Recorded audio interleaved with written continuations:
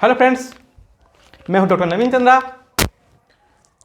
और स्वागत है आपका हमारे यूट्यूब चैनल जीएस वर्ल्ड पर। और आज हम लोग पवनों की दिशा और दशा को ग्लोब पर देखने का काम करेंगे।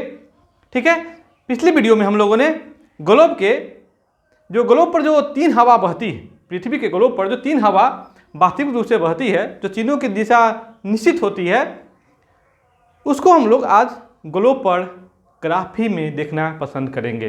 ठीक है, तो आइए, ताकि आप लोग को एग्जाम में सहूलियत हो जाए। सबसे पहले एक ग्लोब बनाने का काम करते हैं हम लोग।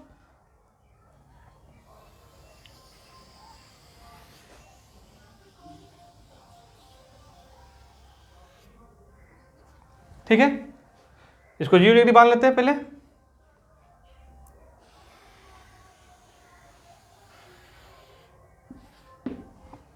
जीरो डिग्री विषुवत रेखा। ठीक है, तो कितने कटिबंध है प्रेशर बेल्ट? तो हम लोगों ने पिछले वीडियो में पढ़ा था 7। तो देखने का काम कर लेते हैं पहले, उसके बाद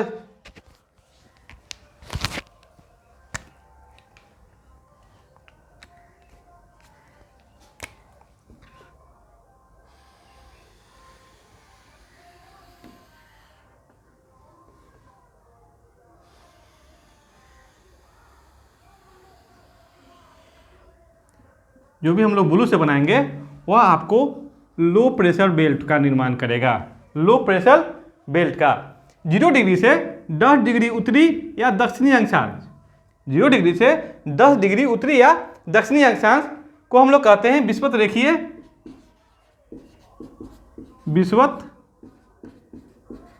रेखीय निम्न दाब केंद्र। विषुवत रेखीय निम्न दाब केंद्र। ठीक है, अब आते हैं हम लोग हाई प्रेशर बेल्ट पर।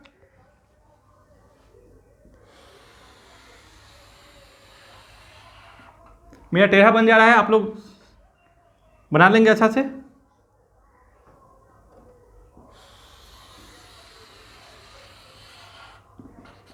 साढ़े 23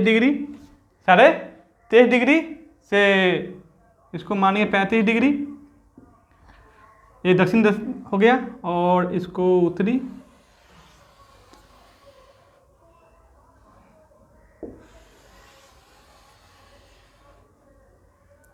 साढ़े 23 डिग्री करेक्ट रेखा, ये मकर रेखा 35 डिग्री। ठीक है, तो ये जो ब्लैक वाला हो गया, ये हो गया उपोष्ण उच्च दाब केंद्र। ये भी हो गया उपोष्ण उच्च वायु दाब केंद्र या दाब केंद्र। ठीक है, आप लोग को बात समझ में आ रहा होगा। तो 3 हम लोगों ने अभी तक जान लिया प्रेशर बेल्ट।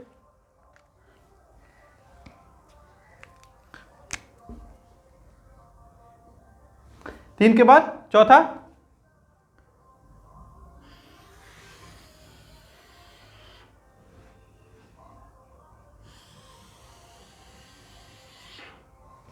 इनके बाद क्या हो गया? चौथा हो गया। तो हो जाएगा आपको 45 डिग्री से 66.5 डिग्री तक। ठीक है, तो हमने पहले ही बता दिया है कि जो ब्लू होगा वो निम्न दाब केंद्र होगा, निम्न दाब केंद्र होगा। तो कौन सा निम्न दाब केंद्र होगा? तो इसको कहते हैं सब पोलर यानी उप ध्रुवीय। तो ये दक्षिणी गोलार्ध में है, तो उत्तरी गोलार्ध में भी होगा। ठीक है, इसका अक्षांशीय विस्तार कितना होगा? 45 डिग्री से 66.5 डिग्री, दोनों गोलार्धों में हो जाएगा। तो इसको भी लिख देंगे उप ध्रुवीय।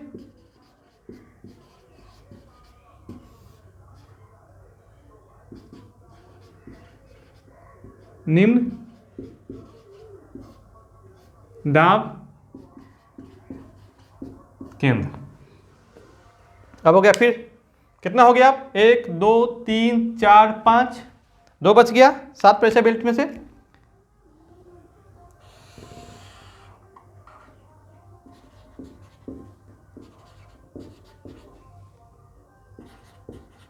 नब्बे डिग्री, इसको कहते हैं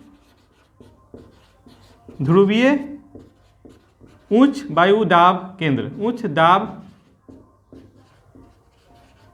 केंद्र।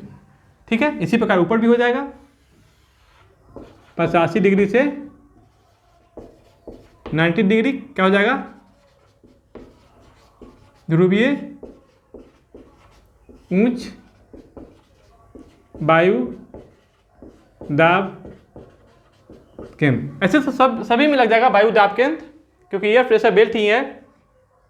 तो हम लोगों ने ग्लोब पर 7 प्रेशर बेल्ट यहाँ पर देख लिया। अब हमको देखना क्या है? यहाँ पर परमानेंटली जो एयर है उसको देखना है इस ग्लोब पर।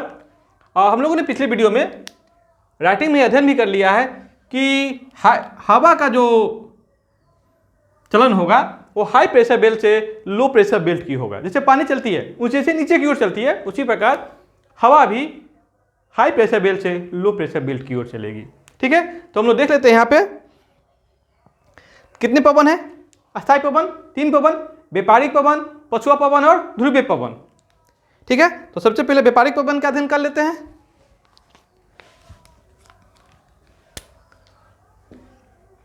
तो व्यापारिक पवन कहां से कहां चलती है?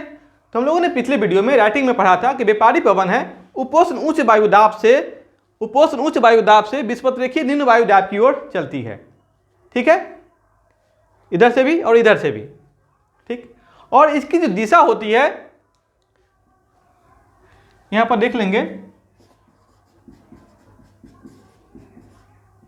व्यापारिक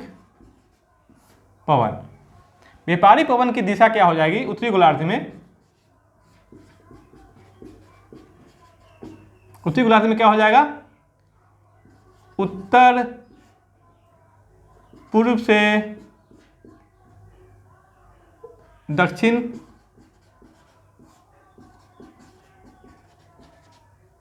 पश्चिम। अगर ग्राफ पर देखेंगे तो ये नॉर्थ हो गया, ये साउथ हो गया, ये ईस्ट हो गया, ये वेस्ट हो गया। तो कैसे चलेगी? ऐसे चलेगी। ये उत्तरी गोलार्ध में हो गया। दक्षिणी गोलार्ध में कैसा हो जाएगा?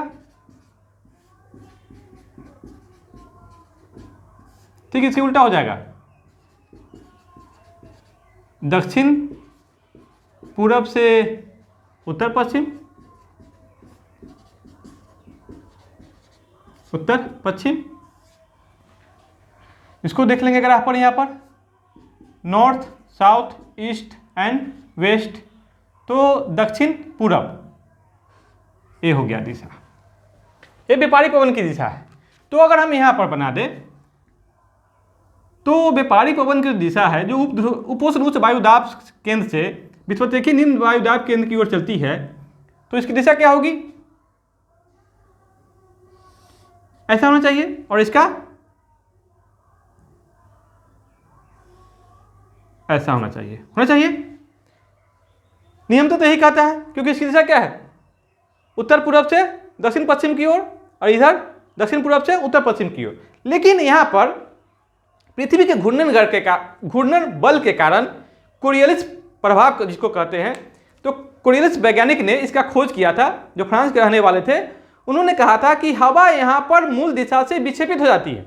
दिशा तो ठीक ही है, लेकिन इसका डायरेक्शन थोड़ा सा भटक जाता है। ठीक है, और इसका जो भटकाव है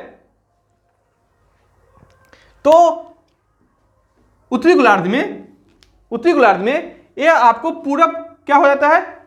दाहिने ओर, ये दाहिने ओर ऐसे मुड़ जाता है, ऐसे। ठीक है, और ये बाएं ओर, दक्षिण गोलार्ध में बाएं ओर, इसको ऐसे करेंगे।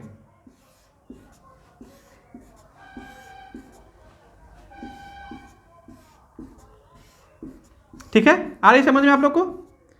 सीधा नहीं देंगे, घुमा घुमा के।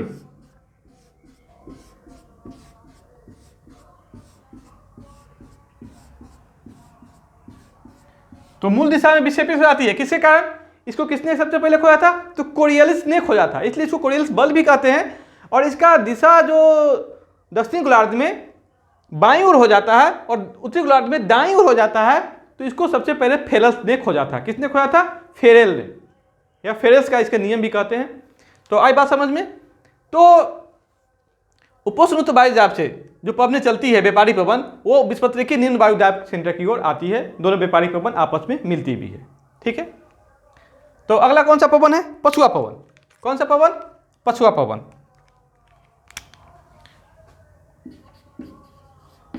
पछुआ पवन, ठीक है। इसकी दिशा देख लीजिए, उत्तरी गोलार्ध में उत्तरी, इसकी दिशा उत्तरी गोलार्ध में किधर से किधर हो जाएगी? तो हम लोगों ने पिछले वीडियो में पढ़ा भी है। उत्तरी गोलार्ध में इसका हो जाएगा, जब भी उत्तरी गोलार्ध में होगा तो उत्तरी नहीं लेंगे, क्या लेंगे? दक्षिणी लेंगे। दक्षिण पश्चिम से क्या हो जाएगा? उत्तर पूरब की ओर। ये हो गया नॉर्थ, ये हो गया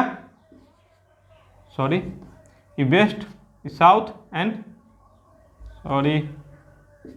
ईस्ट एंड वेस्ट। तो दक्षिण पश्चिम से उत्तर पूरब की ओर, ये हो गया उत्तरी गोलार्ध में। और दक्षिण गोलार्ध में क्या हो जाएगा? दक्षिणी गोलार्ध में क्या हो जाएगा? तो जब दक्षिणी है तो उत्तर लेंगे, और इसको पूर्वी पश्चिमी पवन कहते हैं, इसलिए पश्चिम लेंगे ही लेंगे। से कहाँ हो जाएगा? से दक्षिण पूरब की ओर। आई बात समझ में आपको? तो इसका दिशा देख लीजिएगा यहाँ पे, नॉर्थ, ईस्ट, साउथ, वेस्ट, उत्तर पश्चिम से दक्षिण पूरब। बात समझ में आ रही है? लेकिन इसका भी क्या होगा? दिशा में भटकाव होगा। और यह आपको कहां से कहां चलती है पछुआ पवन? तो उपोष्ण उच्च वायुदाब केंद्र से उपध्रुवीय निम्न वायुदाब केंद्र की ओर चलती है, क्योंकि आपको पहले से ही पता है कि हवा का बहाव जब भी होगा हाई प्रेशर बेल्ट से लो प्रेशर बेल्ट की ओर होगा। ठीक है, तो उत्तरी गोलार्ध में किधर होगा? दाहिने बगल पकड़ के चलेगा। देख रहे हैं? ये रहा आपको पछुआ पवन का। ठीक है, और जब दक्षिण गोलार्ध जाएगा तो किधर पकड़ेगा? बाईं ओर पकड़ेगा।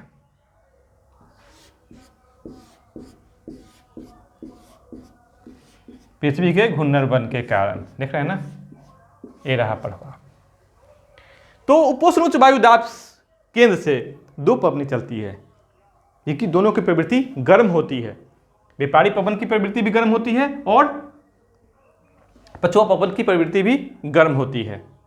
ठीक है, व्यापारी पवन और पछुआ पवन एक साथ कभी नहीं मिलेंगे, हमने पिछले वीडियो में भी बताया है, क्योंकि दोनों एक ही जगह से निकलती है और दोनों का दिशा और बहाव किधर है? विपरीत दिशा की ओर। तो आपस में मिलने का सवाल ही पैदा नहीं होता है। अब तीसरा बच गया कौन सा पवन? तो इसको कहते हैं पछुआ पवन, ध्रुवीय पवन। कौन सा पवन? ध्रुवीय पवन।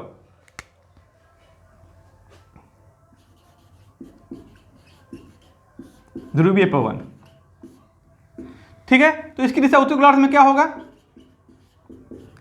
उत्तरी ध्रुवीय पवन का उत्तरी गोलार्ध में इसका दिशा होगा, यह सेम टू सेम व्यापारी पवन का ही होगा। जैसे कि north, south, east and west, तो उत्तर पूर्व से दक्षिण पश्चिम, उत्तर पूरब से दक्षिण, उत्तर पूरब से दक्षिण पश्चिम। ठीक है, और दक्षिण गोलार्ध में किसकी क्या दिशा होगा? दक्षिणी गोलार्ध में इसकी दिशा क्या होगा? तो यहां पर देख लीजिएगा, north, south, east and west. तो उत्तर पूरब दक्षिण गोलार्ध में तो दक्षिण लेंगे ही लेंगे, दक्षिण पूरब से दक्षिण पूरब से उत्तर पश्चिम। आ रही बात समझ में आपको?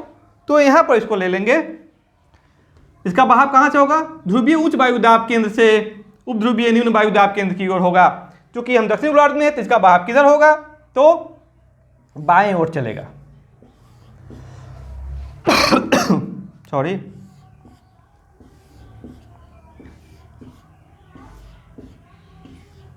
ठीक है, इधर है तो दाहिने ओर पकड़ेगा,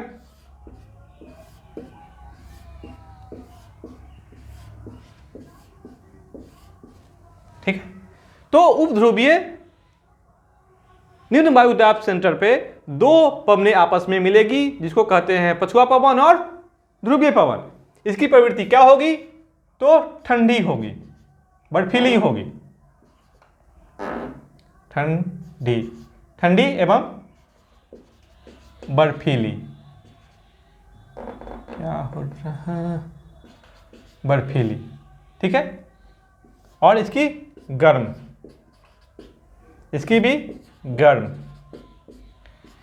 जो हम लोगों ने आज के इस वीडियो में व्यापारिक पवन, पछुआ पवन और ध्रुवीय पवन को ग्लोब पर देखने का काम किया है। इसकी जो दिशा है ये भी आपको निश्चित हो गया। तो इसको जो भटकाव है, दिशा में भटकाव हो रहा है, तो किसके कारण हो रहा है? कोरियोलिस प्रभाव के कारण, फेल्स के नियम के कारण। तो आपको यहाँ पता होना चाहिए कि कोरियोलिस बल का प्रभाव विषुवत रेखा पर शून्य होता है। यहां पर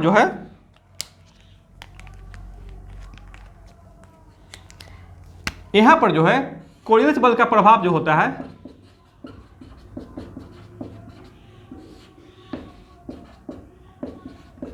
कोरियोलिस बल का प्रभाव क्या होता है?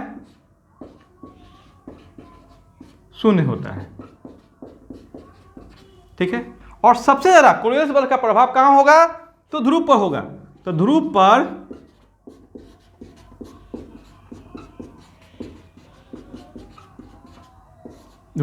कोरियोलिस बल का प्रभाव सर्वाधिक होता है।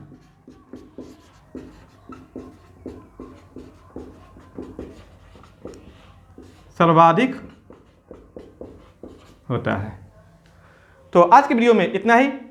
मेरा वीडियो कैसा लगा आप लोग वीडियो कमेंट बॉक्स में जरूर कमेंट करेंगे। आप प्लीज़ मेरे इस वीडियो को लाइक, सब्सक्राइब और शेयर करेंगे।